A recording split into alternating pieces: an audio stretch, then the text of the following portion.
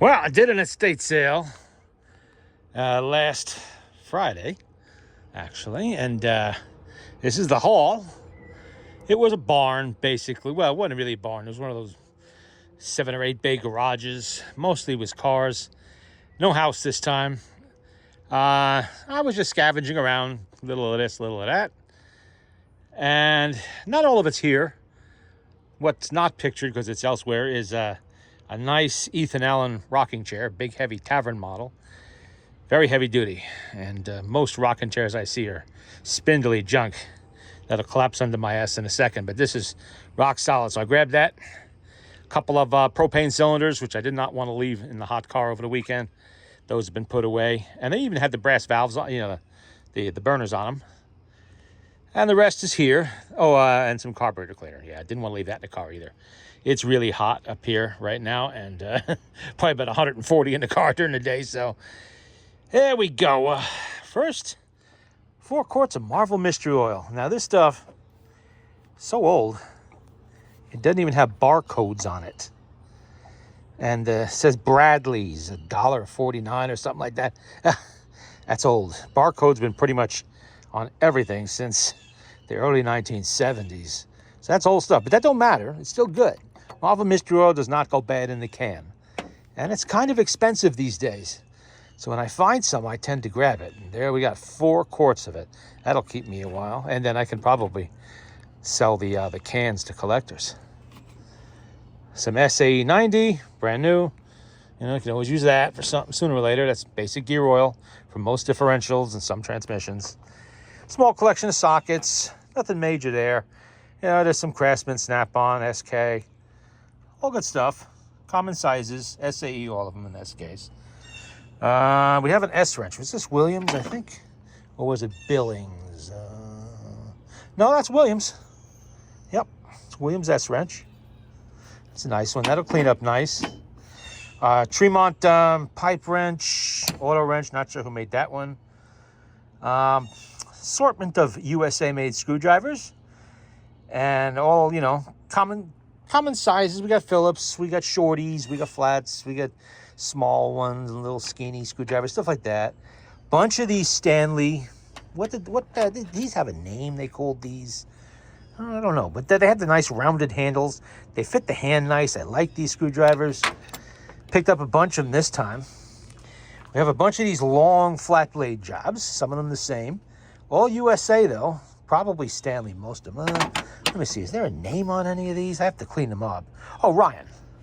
Yeah, that's Ryan. Okay. But they're not buggered, and they're not bent. See, that's the thing with these long screwdrivers. They get used as pry bars all the time, and it bends the hell out of them. So when I see straight ones, because I use screwdrivers for their intended purpose, unscrewing stuff. I don't want it all screwed up. So there we go. Got a bunch of them there. They'll clean up nice. We got, I think this is Dymaloy. Is it Dymaloy? Yeah, that's Dymaloy. Nice pair of water pump pliers, in good shape. Still got teeth on them. It's not that I needed another pair, but like I say, when I go to these sales, I'm going to fill up bags of stuff, and I'm going to pay a flat price for it. It's not going to be a heck of a lot. And the more stuff I take, the cheaper it gets. So I tend to grab what I can if it's something I might be able to use. The bunch of these adjustable wrenches. This one is Klein. You don't see too many Klein adjustable wrenches around, but there you go. Not sure if Klein actually manufactures these or somebody makes them for Klein, maybe Crescent or something like that. Probably not Crescent because they're not made in the USA anymore, but I'll tell you a story about that in a minute. We have, who made that? That's, okay, that's another diamond horseshoe. Diamond, caulk, and horseshoe, I should say. That's an old one. We have an older USA Crescent there. And this one here, not really sure who made it, but it does say manufactured USA. So that makes my list when I looking around. Crescent tools. I had a broken Crescent, small pair of broken Crescent adjustable like this, but smaller. Called the company. No problem whatsoever getting it warrantied. All I had to do was send them a picture, text them a picture, and a couple weeks later, brand new one shows up in the mailbox. Only one thing. It is Chinese, and it is not the same quality as you're seeing here. Not the same quality, not the same fit and finish. I mean, it is a new tool, and it's perfectly usable. I won't, take that away from them, but, and they do warranty it, but you're not getting American stuff back. Remember that. If you turn something in, don't turn things in because they're cosmetically damaged if they still work. Hold on to them. Keep using them. If they break all the way, then turn them in and get a new Chinesium one. But, because just because it's got some pitting or a little rust or something like that, if it still works, if it still functions, keep using it until there's nothing left. Assortment of little wrenches, nothing special there, all USA. Stanley, a Wright. Wright is still around, and Wright is still made in America. Keep that in mind when you're looking to buy new tools. This speed wrench here is Proto. I'm sorry, it's not Proto. It's Plum. Okay, and Plum, of course, is going to be below 1950 because they got sued about the name. It was a little too similar to, I forget, somebody who made hammers and stuff like that. I forget which one. And they had to change it to Proto. And right around 47, 48, 49, 50, somewhere in there. Durachrome, breaker bar with socket on it. Two Craftsman, half inch and 9/16. Those are the most common sizes you encounter. So it's always good to have spares because those are the ones that are going to wear out first.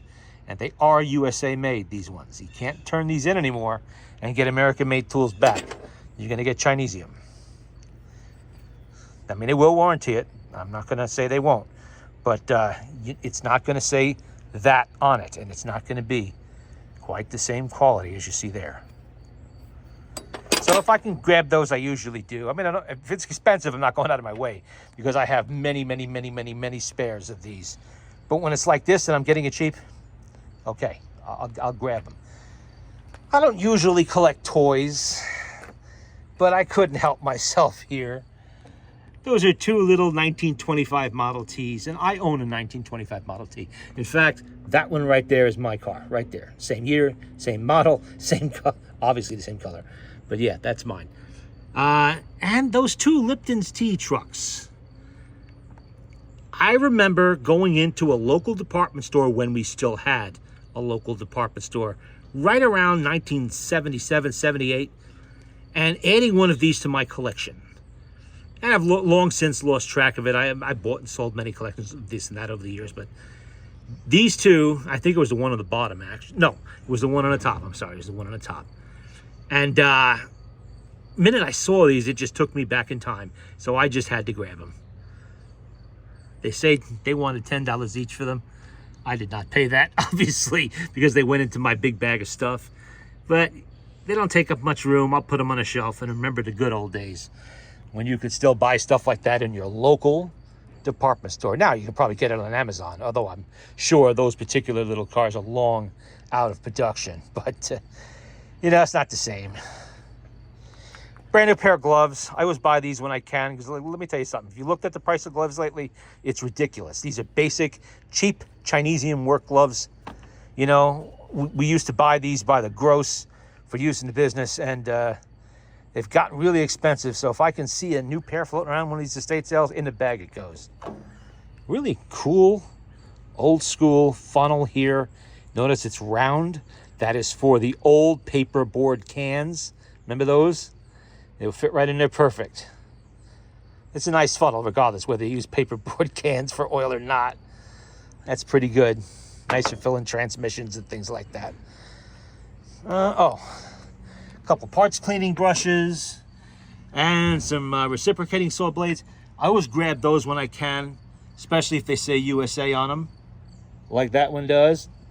Because those, like the gloves, those are also ridiculously expensive, and a lot of them really aren't that good. Grease gun coupler, they wear out regularly. It's good to have new ones. General purpose spark plugs, not for anything I currently have, but I keep extra spark plugs for this and that on hand because you just never know when you're going to need one at some oddball size. So it's good to have, especially when they're not costing me much of anything. A little pair of whatever these are. Little pincers, needle nose, spring pliers, whatever you want to call them. I don't know who made that. Wilco, something. I'll have to clean that up. Sounds familiar. I'll have to clean it up. Some extensions. A Craftsman brake tool. It's a brake spoon, for those of you who don't know. For the old antique cars with drum brakes, you would have to go in the back of the backing plate and relieve the tension on the automatic tensioner before you can get the drum off. Or if you had to adjust your brakes, to make the shoes a little tighter, a little looser, whatever, use one of these. That's a Craftsman one. So that's pretty cool. And I think that pretty much covers this sale. I did not buy a huge amount of stuff, unless you count the rocking chair. That's kind of a big item. But everything else, there was things there that for some reason the guy wanted $4 a quart for regular motor oil. And I buy that stuff all the time at estate sales. And I end up paying like a quarter, 50 cents, maybe $1 for a full quart of anything. They're happy to get rid of it because that's an industrial hazard, chemical hazard. If they don't sell it, they have to properly dispose of it, can't throw it in the garbage. And if you don't happen to have a car that uses it, a lot of times people don't, you'd think they'd be happy to get rid of it. He had some 1540, which I use in this truck and a lot of other things. That's commercial grade diesel motor oil, basically. And $4 a quart for that. Yeah, I know it's probably more expensive in the store, but you know what? If I'm going to pay that much, I'm just going to get it in the 5-quart jugs, and just pay, quarter more, a quart or whatever, and get it brand new. And so I did not buy any motor oil this time. Not that except for that, which he didn't actually charge me that much for. Marvel Mystery Oil, if you can believe that. But I have plenty of motor oil. I have it all over the place. More than I'm going to use in 5 lifetimes, so I'm not really worried about it. I have a lawnmower that kind of uses a lot of oil, and I use it for that. But not going to go out of my way to overpay for motor oil at an estate sale if I don't have to, and I don't have to. So that I left behind. But all the goodies here, I did grab. Especially like a nice, good-sized adjustable wrench. The bigger ones, a little hard to find. So these really are not, homeowner-type size. Homeowners mostly be using something like this, or a 10-inch maybe. But you get the bigger sizes like this, the 12-inch, the 14-inch, and so on. That's more commercial use. So that's nice to have. And they're kind of expensive when you go get them new. If you can find made in USA anymore, good luck with that. All right, that'll do it.